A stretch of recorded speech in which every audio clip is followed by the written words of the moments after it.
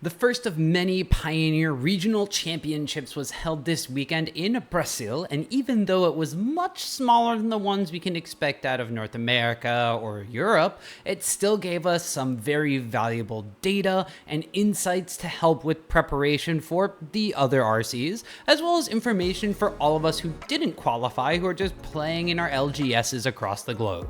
And while I normally do a bit of a larger breakdown for these events, knowing that there's going to be a huge RC just this next weekend that I plan on covering and will provide upwards of quadruple the amount of data than this smaller RC will give us, I'm planning on doing kind of like a TLDR style of my breakdowns for this one. Rather than going a little too far in depth on everything, I'm going to highlight a few things. First off, we're going to take a look at the metagame as a whole. Secondly, we're going to be looking at what the most played decks in the room were. Then we're going to be looking at the highest win rate decks in the room, regardless of their sample size. And lastly, the kind of meat and potatoes of everything is going to be looking at the top 10 presence decks and how they wind up stacking up against each other head to head. Now, before we dig too far deep into the data, I do have to give a few caveats about the data I am presenting, as always. Now, I am using the results on the Melee GG page for the event, which did have 212 registered players listed. Of all those players, 5 of them did not actually have deck lists, so while they will count towards the total number of players in the room and be involved in that 212 number for things like metagame share, their head-to-head records will not count because there's no deck archetype to assign them against. 9 of the players were listed as all other deck lists, so I've gone through and corrected the names based on the archetypes that they were actually playing, because Melee did actually have their deck list submitted, they just didn't have a name. I've gone through and also updated the naming convention on a couple of things. We have things like Boros Control and Boros Midrange that you may have seen on other breakdowns, but there's a ton of overlap in the cards, and they are pretty much the exact same deck, which I've renamed Boros Caretakers. That's one of the things you may wind up seeing.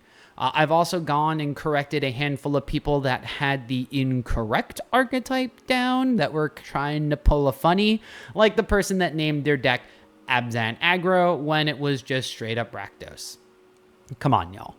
There was also a couple of things where some of the results for the rounds, like the finals, didn't have a head-to-head score. I usually only deal in match record. I'm not looking at the specifics of game record because this happens a lot on Melee, unfortunately. So while I do know who actually won the event, I don't have the exact breakdown. I just assigned their deck the win. So if my numbers do pan out a little bit differently to what you've seen in some other people's breakdowns, those are the reasons why. First up, we're going to take a quick look at the metagame Big Picture style. Before we get into the nitty-gritty, I did just want to show how dominant certain archetypes were popularity-wise with this tree map of the metagame. Rakdos Aggro and Jun's Sacrifice dwarfed the competition as far as the number of decks in the room, while Azorius Control and Izzet Phoenix were not too far behind. From there, you can see a fall of all different types of archetypes of decks before we get to the point where they're just too small to see. Now, for all these other decks, we had 2 archetypes with just 2 copies of them in the room, while 23 different archetypes had just a singleton copy in the room in Brazil.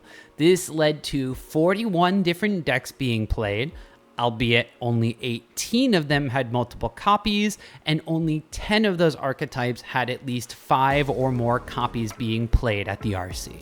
Of all these decks, Boros Caretakers, Enigmatic Fires, Rakdos Transmogrify, and Selesnya Angels were decks with some attention on them thanks to MTGO results leading up to the event, and were considered good enough by players at RC here to take to the event, and they wound up having a little bit of mixed results overall.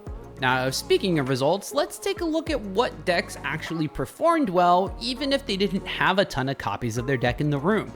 Izzet Creativity and the Selesnya Yorion deck, which is a blink-heavy collected company style deck, put up great match results at the event. Unfortunately, a 6-2 record was not good enough for them to hit top 8 just due to the smaller size of the event. Dimir Rogues, however, did top 8, but lost in quarterfinals, so that dropped its overall match win rate. Also factoring in that the deck drew in the last round of the Swiss, so it didn't actually assign a win despite having an extra match attached to it. Azorius Midrange, which is another Caretaker's Talent deck, Boros Burn, Dimir Lutri, and Izzet Transmogrify, which was a little bit different than the Creativity deck by just enough cards to consider it different, all rocked a 62.5% win rate in the Swiss with 5-round wins. Bant Auras, which is basically Pioneer Boggles, came in at a 57.1% win rate, while Abzan Greasefang and Rakdos Transmogrify were the two decks with multiple copies and high win rates in the room. Now, Greasefang especially had a really good performance at this event, winning 43 of its 77 matches played and tying for the 6th most popular deck at the RC. All right, we ran through a lot of the kind of metagame information, and I'm sure you can take some screenshots of the data specifically, but we are going to be getting into the meat and potatoes of the video, which is probably why you're all here with less than a week before your RC popping up, which is going to be the top 10 presence decks in the room and how they stacked up against one another. We're going to kick off with the most popular deck in the room, Rakdos Aggro. The Fling-centric deck was fast enough to beat out other combo-centric decks such as Greasefang, Devotion, and the Lotus Field combo deck, while also having enough damage to beat out the Sacrifice decks more than half the time. Where things went south for the deck were against the slower, more removal-heavy decks as expected, with Azorius Control and Rakdos Midrange being slightly unfavorable matchups. While I'm not surprised to see it struggle against Enigmatic Fires or Boros Caretaker's deck, which are able to run temporary lockdown at high noon, I am curious as to the 27.8% win rate against Izzet Phoenix, which should continue to be a popular deck in Pioneer. The Sacrifice decks, or Jund Sacrifice in this specific case, were the other new hotness thanks to Bloomborough and Yigra, and seemed to do well against anything trying to play to the board. High win rates against Phoenix, Rakdos Midrange, and the Boros Caretaker's Talent deck can speak to the engine of the deck being powerful, while the I win button of Yigra plus Cauldron Familiar gives the deck a racing angle against things like Green Devotion that it didn't have before. Although it wasn't quick enough to stabilize against the Rakdos Aggro and Abzan Greasefang decks, it did have a better win rate versus Enigmatic Fires than expected. However, the Azorius matchup seems slightly unfavorable, while the Lotus Field combo's small sample size is unclear, but still a 0% win rate is a little concerning. It is more important to note that the Sacrifice deck had the lowest average win rate of the top 10 presence decks at 41.3% win rate overall, which kind of makes this a slightly disappointing debut. Now, we alluded to Control before, so let's talk about it. The deck that I personally thought would be hard-pressed to adapt seems to have found a configuration with High Noon that is currently stopping tons of combo decks in the format, while also beating up on the token and aggro decks that have come into play since Amalia's ban. Positive win rates against everything except for Greasefang and the Lotus Field combo deck, the deck seems to have bounced back thanks to its changes and a favorable metagame position. The high win rate against Rakdos Midrange in just 9 matches will be something that I keep my eye on when we go towards Washington, D.C.'s RC, as the Rakdos deck historically has had a closer, if not favorable, head-to-head in previous iterations of this matchup. Now, the prom queen of the format that dodged bans, Izzet Phoenix, showed up in an expected amount of higher numbers, although it wasn't the most popular anymore. While it did have one favorable matchup against the most popular deck in Rakdos Aggro, it kinda got beat up by the other ones on this top 10 presence list. Going even against Rakdos, Greasefang, Devotion, and Lotus Field combo did keep its win rate afloat, while also being able to beat up on some of the lesser established archetypes that are not in this top presence category to hover at a 47.4% win rate overall. Now, Rakdos Midrange may have lost its vampires, but it did find some changes to the deck that still made it a fairly popular choice in Brazil.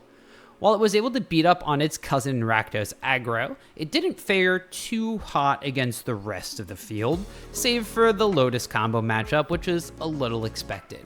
Now, if decks like Enigmatic Fires or other mid-range piles that go way bigger than Rakdos continue to be popular, the deck is going to need to adapt its main deck or sideboard to fight those more attainable matchups, like tuning towards Phoenix or Control so it can turn these closer to favorable ones into higher win rates to survive this metagame.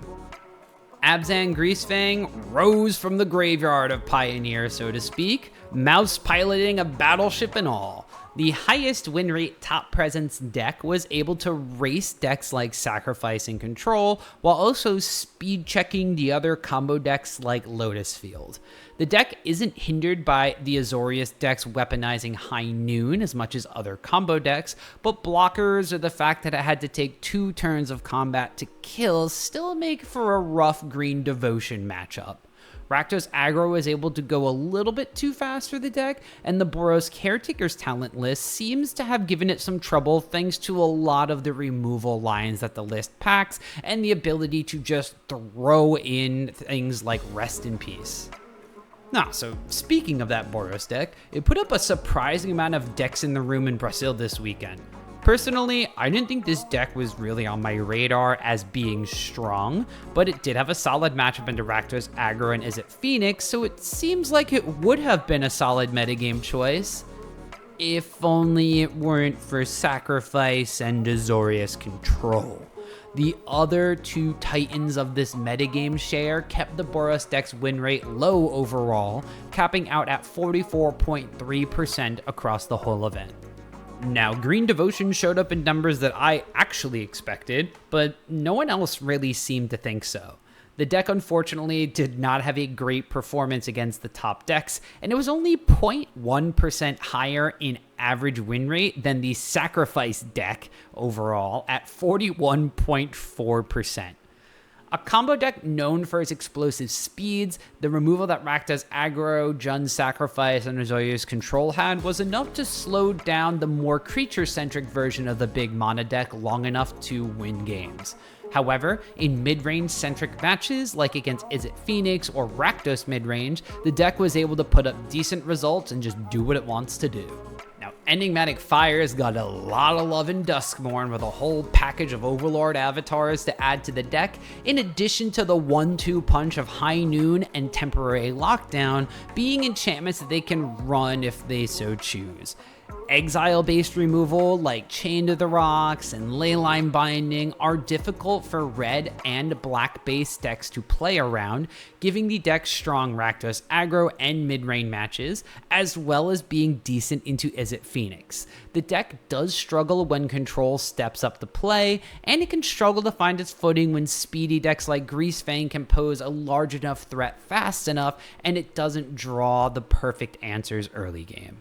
Lastly, we have what has unanimously been the go-to combo deck of the format for a very long time, Lotus Field combo. Although the lists were a little bit different, ranging from a more traditional combo-centric list to ones packing 9 lives to survive some of these aggro decks, it didn't quite pan out for them overall. While the list struggled against Rakdos Aggro and midrange alike, it did find some success against 2 other popular decks in the room in Sacrifice and Izzet Phoenix. So long as the opponent isn't interacting with your hand or hitting your life total hard enough before turn 4 or 5, Lotus Field combo can do well. However, if Thoughtseize stays popular or everybody in your LGS is playing it, it might need to adjust its plan to adapt to a metagame that is kind of teched against it. Now that's just a quick rundown of the RC in Brazil this weekend. What do you think of Pioneer's first large event since the bans? Have things panned out as you thought they would, or has there been a larger shakeup than you may have expected? What was your favorite list from the event as a whole, and what are you looking to play ahead of the NARC next weekend, or just at your LGS for funsies? You can let me know down in the comments below, where you can also thumbs up the video if voice say ama piedinero, which I'm pretty sure I've butchered. If you're devoted to my channel, you can also go to my main page and click that join button to help support and vote for future videos. As always, you can tap that subscribe button to stay up to date on metagame analysis, deck techs, and just in general Magic content from me. Happy pioneering!